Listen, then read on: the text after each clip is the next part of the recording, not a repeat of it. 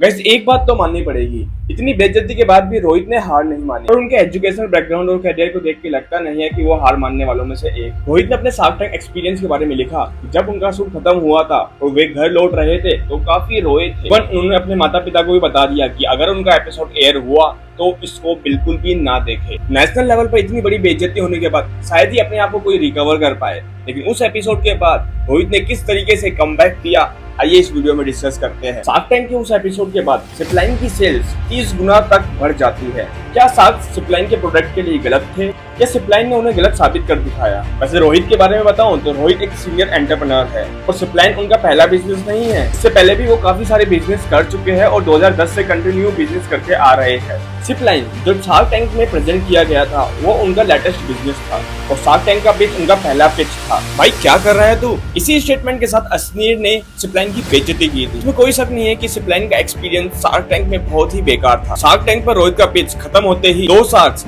असनीर और रमन बिना किसी सवाल जवाब के ही आउट हो जाते हैं। ऐसा पहले ही सीजन में पहली बार हुआ था कि बिना किसी सवाल जवाब के ही दोनों शार्क्स आउट हो जाते हैं। फिर धीरे धीरे करके सारे शार्क्स एक एक करके आउट हो जाते हैं। शार्क टैंक के समय रोहित ने सिर्फ 1200 यूनिट जिपलाइन के यूनिट्स बेचे थे, यानी कि एक तरीके से वो प्री रेवेन्यू थे। शार्क टैंक के बाद उन्होंने इसी स्पेस में और भी यूनिट्स लॉन्च किए। इसमें Zipline magic tissue dispenser, Zipline coin wipe, Zipline cap भी शामिल है जो खासकर ट्रैवलर्स के लिए बनाए गए हैं। इसके अलावा ये अपने यूट्यूब चैनल पर भी कंटेंट बना रहे हैं और शार्क टैंक के मशहूर डायलॉग को इन्होंने एडवर्टाइजमेंट में कन्वर्ट कर दिया और ब्रांडिंग में इन्होंने अपना बहुत ज्यादा दिमाग लगाया। तो एक लाइन में समझे तो जिपलाइन ग्लास का मास्क है जो रोहित ने 2016 में बनाया था, लेकिन 2020 में लॉन्च किया कोरोना के समय। इसे कहीं भी किसी भी ग्लास या कप में इस्तेमाल किया जा सकता है। ये एक पेटेंटेड प्रोडक्ट है और इसका IPR भी उन्होंने फाइल किया हुआ है। विनीता ने शार्क टैंक में कहा था कि जिपलाइन की जगह स्ट्रॉय का इस्तेमाल भी तो किया जा सकता है और ये बात जिपलाइन खुद भी एक्सेप्ट करता है। यहाँ तक कि उनकी वेबसाइट पर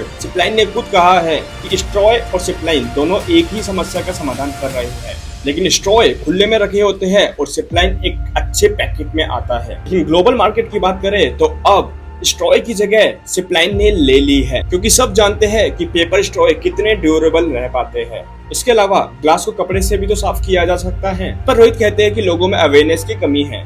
लेकिन जब 2020 में कोरोना चल रहा था तो उस दौरान लोगों में काफी अवेयरनेस भी थी। तो अगर ये इतना शानदार प्रोडक्ट होता तो उनके सेल्स मल्टीप्लाई पे मल्टीप्लाई होने चाहिए थे। लेकिन इसका एक दिक्कत सामने आया कि हर जिपलाइन हर तरीके के ग्लास में लगाया नहीं जा सकता।